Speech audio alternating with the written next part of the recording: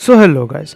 तो अपन कंटिन्यू कर रहे हैं यहाँ पे एब्सोल्यूट सुपरमैन को। ये उसका सेकंड इशू होने वाला है, उसका सेकंड पार्ट होने वाला है। एंड जैसा कि हमने फर्स्ट इशू में देखा ही था कि इसकी स्टार्ट कह सकते हो कि काफ़ी एक्शन ओरिएंटेड होते हुए नज़र आती है। And Jason Aaron has done some really good work here as well. So let's just get into it. ना हमें देखने को मिलता है कि किस तरीके से लुइस ने बेसिकली सुपरमैन को हैंडकफ कर रखा है। कल हमें जानने को मिला था लास्ट पार्ट में कि किस तरीके से इस यूनिवर्स की जो लुइस लेन है वो बेसिकली मिलिट्री रीजन का पार्ट निकल के आती है, लाजरस कॉर्पोरेशन के लिए काम करती है। और हमें देखने को मिलता है कि वो सुपरमैन को बोलती है to go on his knees, but instead वो क्या करता है कि उसे स्विंग अराउंड करने लगता है, hoping to break the coughs.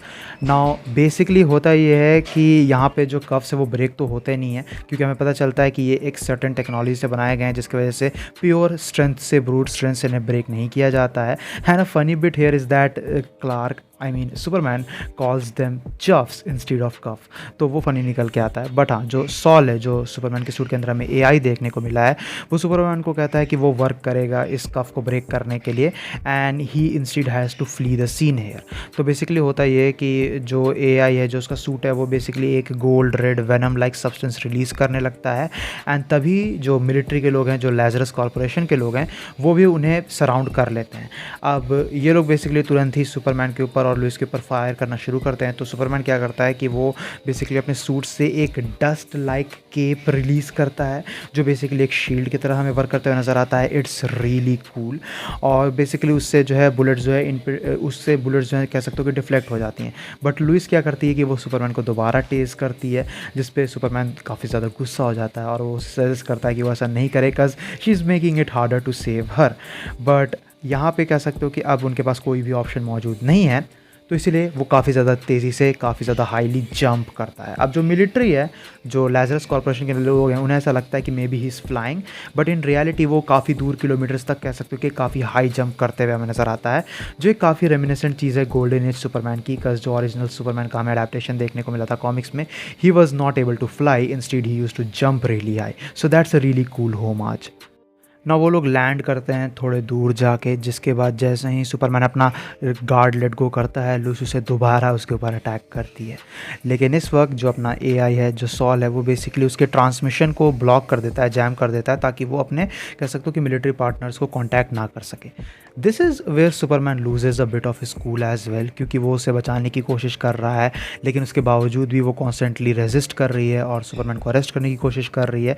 और हमें इसी दौरान जो है लुइस के बीच और सुपरमैन के बीच बैक एंड फोर्थ देखने को मिलता है, जहाँ लुइस कहती है कि किस तरीके से क्या उसे उसकी पावर उसके सूट से मिलती है, लोगों को जानने की ज़रूरत है कि आखिर वो क्या है।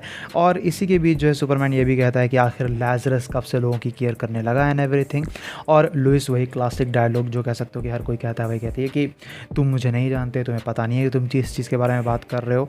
And that's when he said something really awesome, जहाँ वो कहता है कि किस तरीके से लुइस बहुत ही ज़्यादा एरोगेंट है, वो सिर्फ खुद के बारे में केयर करती है। तो वो कहता है कि तुम जैसे लोग हर दूसरे लोगों पे गुस्सा हो जाते हैं जो तुम्हारे दिमाग में तुम्हारे जितने स्मार्ट नहीं हैं। You are everything that's wrong with your planet. और इसी बीच इनके ऊपर दोबारा अटैक हो जाता है, लेकिन सुपरमैन जो है कह सकते हो कि उस अटैक को डॉज करता है और वहाँ पे जितने भी कह सकते हो कि सिविलियंस हैं उन्हें वहाँ से बचाने लगता है, उस मेस से बाहर निकालने लगता है। और हमें देखने को मिलता है कि जो उसका कह सकते हो कि डस्टी केप है, वो कितना ज़्यादा यहाँ पे सफिशेंट कह सकते हो कि साबित होता है।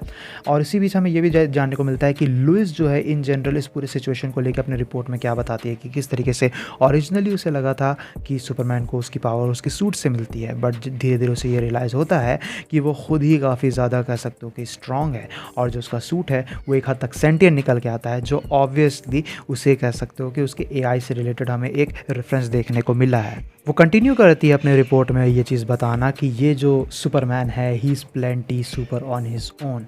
इस चीज़ को एस्टिमेट करना काफ़ी ज़्यादा हार्ड है कि उसका फुल पावर क्या निकल के आता है, फुल पोटेंशियल क्या निकल के आता है। मे बी उसे खुद ही इस बारे में नहीं पता है कि वो कितना ज़्यादा स्ट्रॉन्ग है। He is pretty much a boy जो अभी भी कह सकते हो कि अपने ओन सेल्फ को डिसाइफर नहीं कर पाया है, but he is also every bit a man with hope. जहाँ वो अपने सॉफ्ट स्पोकन और शाई पर्सनैलिटी से कॉन्फिडेंट पर्सनैलिटी में जो है स्विच करता है depending on different circumstances. This feels like a man who can not be more earnest. इसने पूरे के पूरे वर्ल्ड को ट्रैवल किया है, ये डिफरेंट लैंग्वेजेस बोल सकता है, बट उसके बावजूद भी इसमें एक लॉस्ट चाइल्ड की हवा मौजूद है।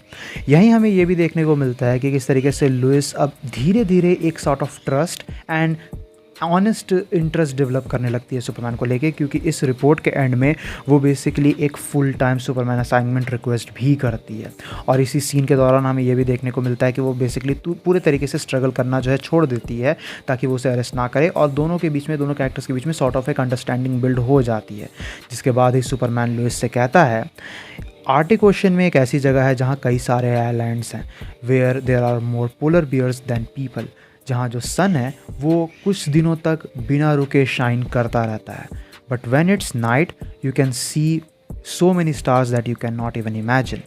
उनमें से कई सारे स्टार्स के कोई ऑर्बिट है ही नहीं, बल्कि वो चंक ऑफ रॉक्स पे डिपेंडेंट है। तुम लोगों को क्या कोई भी आइडिया है कि ये प्लैनेट, ये प्लेस कितना ज़्यादा प्रेशियस है तुम लोगों के लिए? एंड ये कह सकते हो ये काफ़ी इंटरेस्टिंग डायनेमिक ऐड करता है, क्योंकि हमें पता है कि इस सुपरमैन ने बेसिकली अपने प्लैनेट को डिस्ट्रॉय होते हुए प्रॉबेबली देखा है। तो इसी वजह से उसका अर्थ को लेके कह सकते हो कि जो कनेक्शन है वो हमें कहीं ज़्यादा स्ट्रॉन्गर और बेटर देखने को मिलेगा। और इसी दौरान हमें ये भी देखने को मिलता है कि जो सॉल है, जो सुपरमैन का सूट का एआई है, वो सक्सेसफुली उसके कफ्स को भी ओपन कर लेता है। Now the moment those coughs fell on the ground, Superman तुरंत ही कह सकते हो कि जंप ऑफ करता है और नेकेड आई से गायब हो जाता है। लुइस उसे रोकने की कोशिश करने वाली होती है, बट वो कुछ कह नहीं पाती है। But we can see that she is both charmed and inspired. That's when हमें जानने को मिलता है कि जो टीज़ हमें देखने को मिला था ना, काइंड ऑफ ब्रेनियक का लास्ट इशू में, वो एक्चुअली में कह सकते हो कि मिलिट्री से और लाइजर्स कॉर्पोरेशन से कनेक्टेड है, क्योंकि वही इन मिलिट्री मेंबर्स को असाइनमेंट देता है। और लुइस जो अपनी रिपोर्ट लिख रही थी वो एक्चुअली जो सुपरमैन के बारे में, वो एक्चुअली में ब्रेनियक को ही रिपोर्ट करती है। लेकिन हमें देखने को मिलता है कि यहाँ पर जो ब्रेनियक है वो उसके वर्ड्स को ट्विस्ट कर रहा होता है। जैसे जब वो उससे पूछता है कि on a scale from 1 to 10 Superman कितना डेंजरस थ्रेट निकल के आता है, तो लुइस कहती है कि वो इनक्रेडिबली पावरफुल तो है, प्रॉबेबली उसे खुद के पोटेंशियल का भी पता नहीं, लेकिन वो सच में एक थ्रेट नहीं है। जिस पे फिर ब्रेनियक कहता है तो ऑन स्केल फ्रॉम 1 to 10 वो 8 लेवल का थ्रेट है, एंड सो ऑन, जिसकी वजह से लुइस काफ़ी ज़्यादा पिस्ड हो जाती है ना। उसके बाद उसका कॉमरेड वहाँ आता है, लुइस का कॉमरेड, और उससे पूछता है कि क्या उसने उसकी रिपोर्ट जो है कंप्लीट कर ली, जिसपे वो कहती है कि उसने अपनी रिपोर्ट अभी कंप्लीट नहीं की है, वो अपनी रिपोर्ट खुद लिखने जाएगी, क्योंकि ब्रेनियक उसके वर्ड्स को ट्विस्ट कर रहा है। जिस पे जो उसका कॉमरेड है लुइस का, वो कहता है कि but you hate writing reports. But Lois कहती है मेरे लिए ये ज़्यादा इंपॉर्टेंट है कि मैं अपनी एक्चुअल थॉट्स इस रिपोर्ट में लिखूँ, ना कि ब्रेनियक के आउटकम को। तो ये कह सकते हो कि काफ़ी इंटरेस्टिंग कह सकते हो कि कैरेक्टर चेंज हमें देखने को मिलता है, जो सिर्फ एक हिंट है कि किस तरीके से सुपरमैन ने थोड़े ही लेवल पे सही बट लुइस को इंस्पायर किया है यहाँ पे। नाउ इसके बाद हम टाइम में पीछे जाते हैं, back when krypton was still alive, और हमें देखने को मिलता है कि लारा और जॉरेल, जो दोनों सुपरमैन के बायोलॉजिकल पेरेंट्स हैं, वो बेसिकली एक स्पेस सूट के ऊपर काम कर रहे होते हैं। और ये जो स्पेस सूट है वो वही सूट है जो हमें सुपरमैन के पास करेंटली देखने को मिला है। तो हमें इससे पता चलता है कि इन दोनों ने ही बेसिकली इस सूट को बनाया है, जहाँ इस सूट को मेनली लारा ने डिज़ाइन किया था और इसे सनस्टोन की मदद से जो है क्रिएट किया गया है। ऑल्सो साइमल्टेनियसली ये एक all in one type suit निकल के आता है। बट इसके अलावा जो एक इंपॉर्टेंट डिटेल हमें जानने को मिलती है वो ये है कि जॉरेल ओरिजिनली जो क्लेरिक्स हैं क्रिप्टॉन के, जो हायर क्लास निकल के आते हैं, उनकी हेल्प लेने वाला था, कह सकते हो कि एक बड़ी शिप बिल्ड करने में, ताकि क्रिप्टॉन से बच के जो है लोग निकल सकें। बट लारा उसे बताती है कि प्रॉबेबली वो लोग इसकी हेल्प नहीं करेंगे, एंड अगर ऐसा नहीं होता है तो फिर भी जॉरेल पूरे तरीके से ये प्लान रखे हुआ है कि वो पूरी की पूरी इंटायर फैमिली के साथ इस प्लैनेट को एस्केप करेगा। लेकिन ये देखना फिर इंटरेस्टिंग होगा कि आखिर ये लोग साथ में एस्केप कैसे नहीं कर पाएँ, का सो फार जितना हमें पता है ऐसा तो नहीं लगता कि सुपरमैन जो है अपने फादर, मदर और अपने पेट के साथ जो है यहाँ आया था। So that's interesting. हम करंट टाइमलाइन में वापस आते हैं ऑन अर्थ। हमें देखने को मिलता है कि हम उसी माइनिंग एरिया में वापस मौजूद हैं ब्राज़ील में, जहाँ जो पीस मेकर्स हैं, जो ये ओमेगा मेंस हैं, ये बेसिकली डिस्कस कर रहे होते हैं कि किस तरीके से सुपरमैन ने उन्हें एक थ्रेट की तरह देखा ही नहीं, उन्हें सीरियसली लिया ही नहीं, और बेसिकली इसी वजह से ये जो बाई स्टैंडर्ड्स हैं, ये जो इनोसेंट लोग हैं, इनमें काइंड ऑफ एक होप सी कह सकते हो कि डेवलप हो गई है। और इसी वजह से ये लोग प्रॉबेबली जानते भी होंगे कि ये सुपरमैन का जो वेयर अबाउट है, लोकेशन है, वो करेंटली कहाँ पर छुपा हुआ है, बट ये हमें नहीं बताएंगे क्योंकि ये भी हमें सीरियसली नहीं देते हैं, तो हमें यहाँ पे एक एग्जांपल सेट करने की ज़रूरत है। तो बेसिकली ये पीसमेकर करते क्या हैं कि जितने भी वहाँ पे इनोसेंट बाई स्टैंडर्स और माइनर्स होते हैं उन्हें एग्जीक्यूट करना शुरू कर देते हैं, saying that peace has a price. और ये हमें एंड देखने को मिला है एब्सोल्यूट सुपरमैन के सेकेंड इशू का। Yup, so far this has been quite a really dark story, but I have to say this is probably my favorite absolute run all of compared to all of the other absolute comics we have seen। और इस वजह से जो upcoming issues हैं, जो upcoming parts हैं, वो तुम्हें और भी ज़्यादा इंटरेस्टिंग देखने को मिलने वाले हैं।